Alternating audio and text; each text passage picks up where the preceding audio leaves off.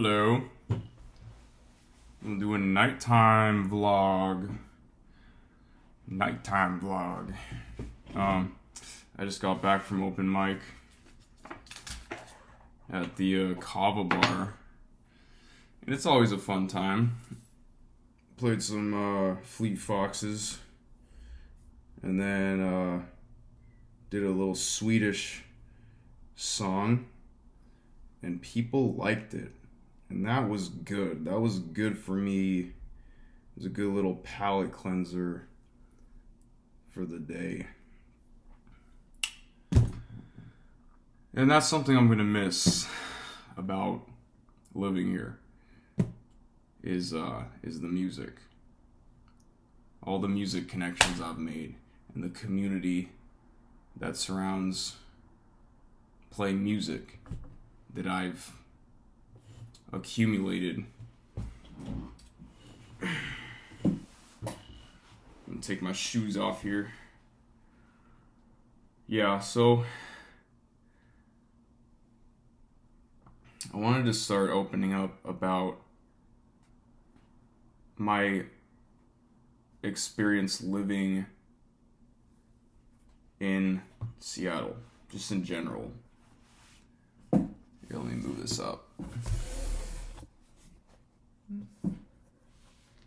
Yeah, it's good enough. You all see me all right? Yeah, good enough. Yeah.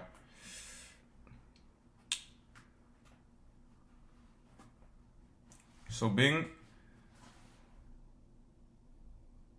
in this city, it kind of makes me feel like a bug amongst other bugs.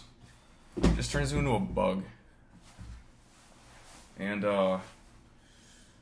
this is something that I've reflected on a lot. And it just baffles me how there are so many people living in this city. But the sense of community is just so fragmented. Like, that's something. It's somewhat of a.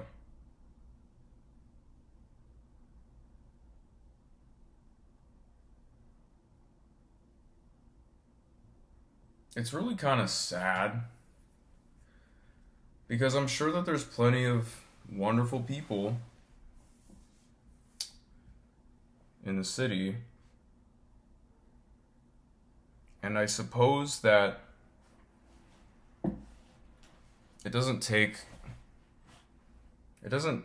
too long for me personally to talk to somebody, to find the good in somebody.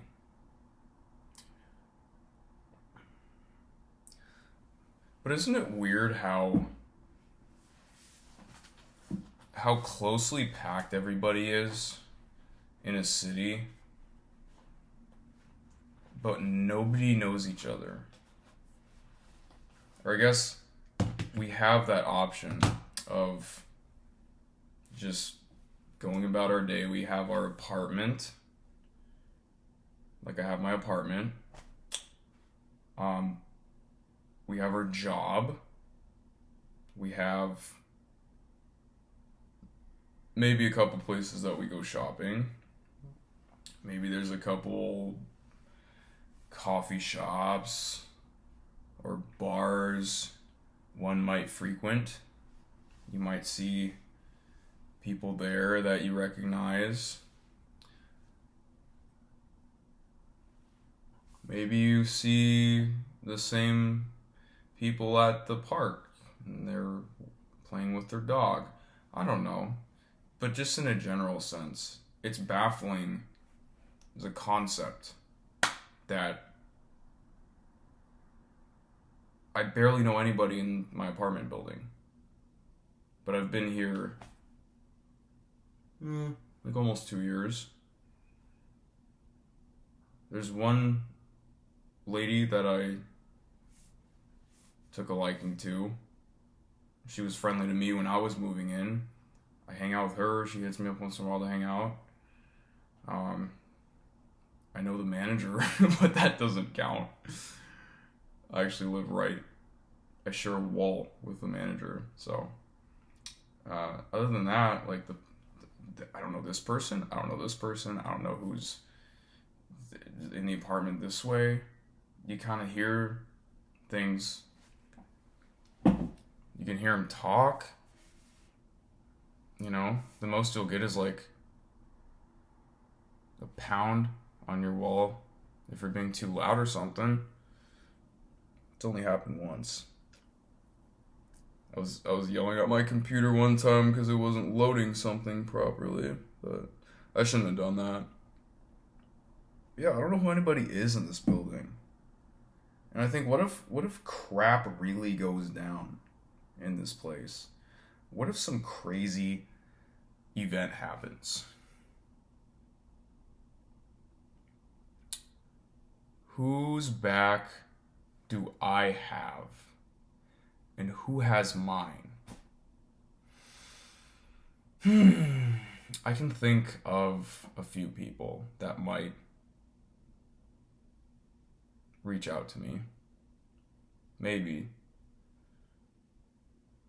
I would definitely reach out to some people. But no, I want you to wonder. I want you to ask yourself that if you're in a similar situation and you live in a big city. How do you feel? You know, what kind of community have you formed? Is there any? How do you relate to people around you?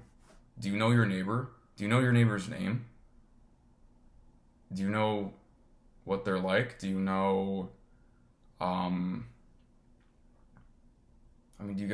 you share any interests? You know, you go out and talk about stuff and what, you know? It's probably not. The answer's probably no. Yeah, it's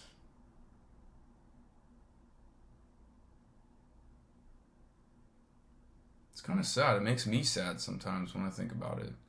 And I'm somebody that is totally fine just being alone. I've lived alone for so many years, but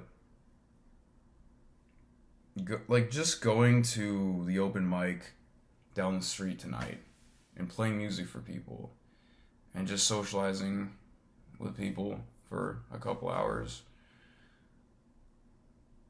it just makes me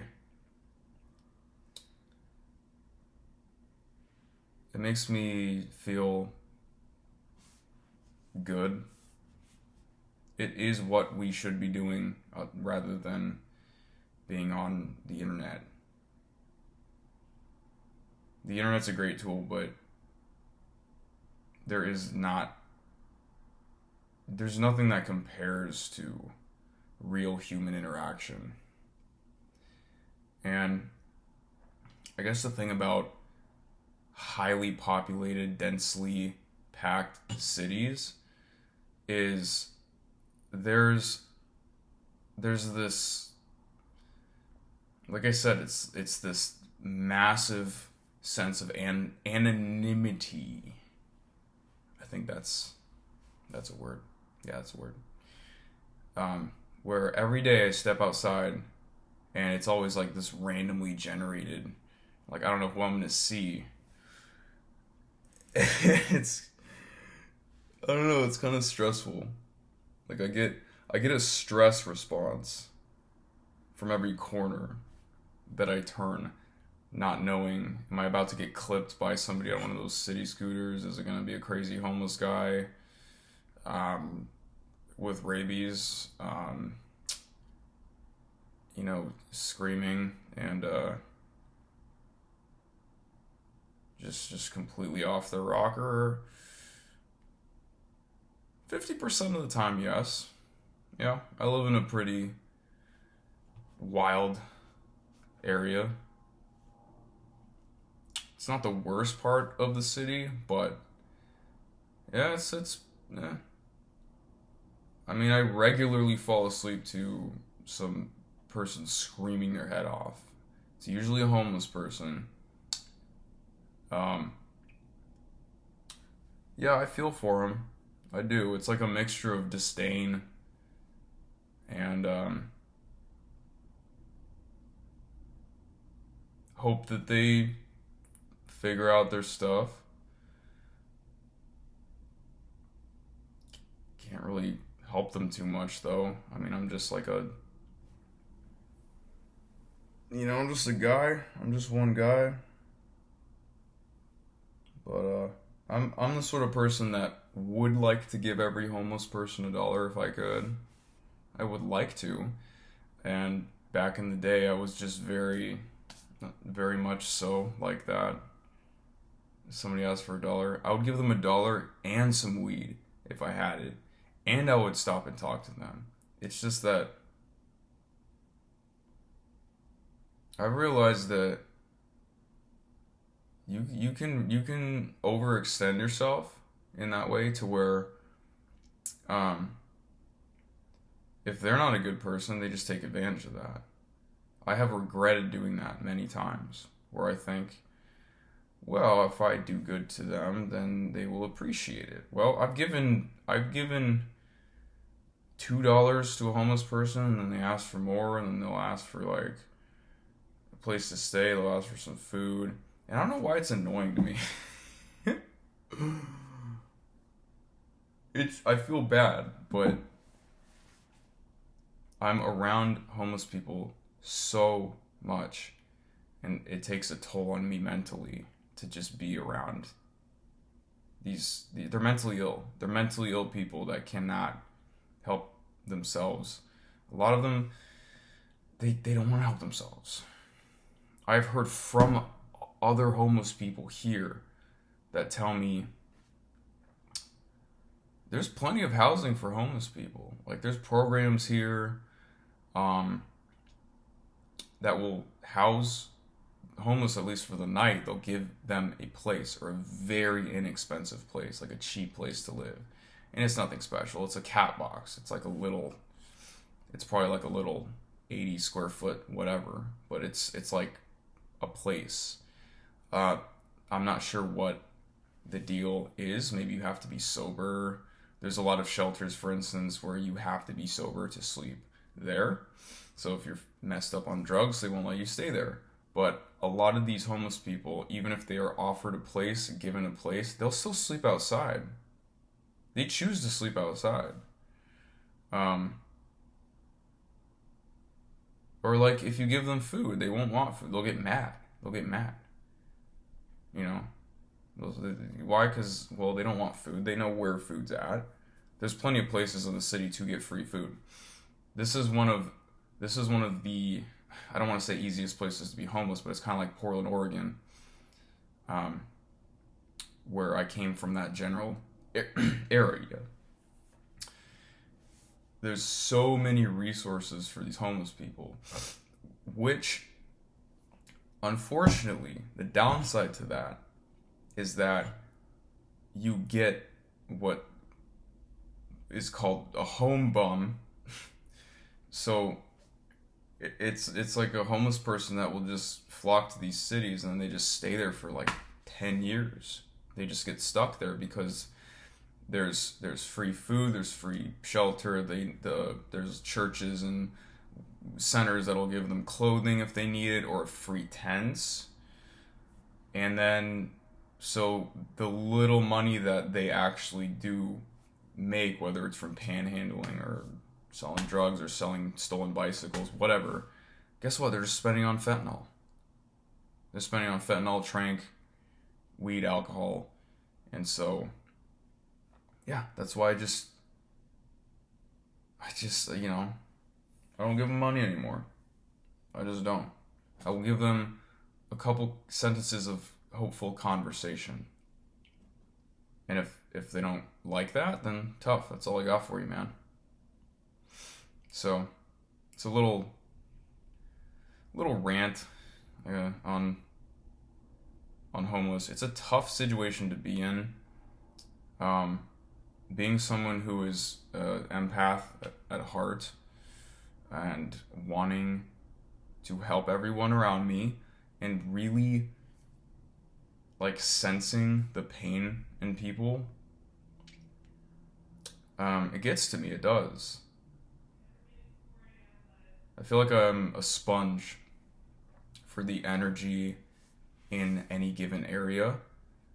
No matter where it is, it could be the middle of the woods, it could be a small town with less people in it. But when it's a city, you have so many different kinds of energies, and they're all from different walks of life. Everyone's so different. There's nothing wrong with that. But having a little bit of, at least a little bit of consistency, like being in a smaller town, you kind of get a little more of a concrete sense of what those people are about. They have more shared interests, and I think it's because if you're in a small town that's like way out, you just have to be about that place and what those people are about generally, or else you just get out of there. But in the city, it's almost like I guess I keep going back to the word fragmented. Does that make sense? Like everything's so fragmented. The culture, I don't even know I wouldn't know how to describe it. People would say, oh yeah, people are like really cold and like passive aggressive. And it's true. It's true, but I'm somebody that craves direct communication. It might have to do with I don't know, my Asperger's.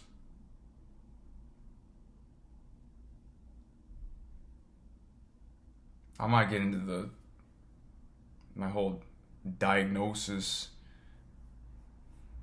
I have high functioning autism, supposedly. So maybe I'll talk about that in another one. Yeah. But just want to make, I guess, a quick video. The night ended well.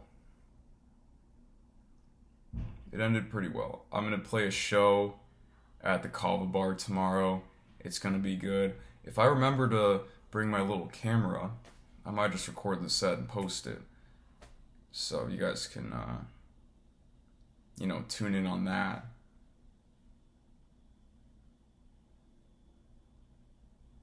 All right, bye for now.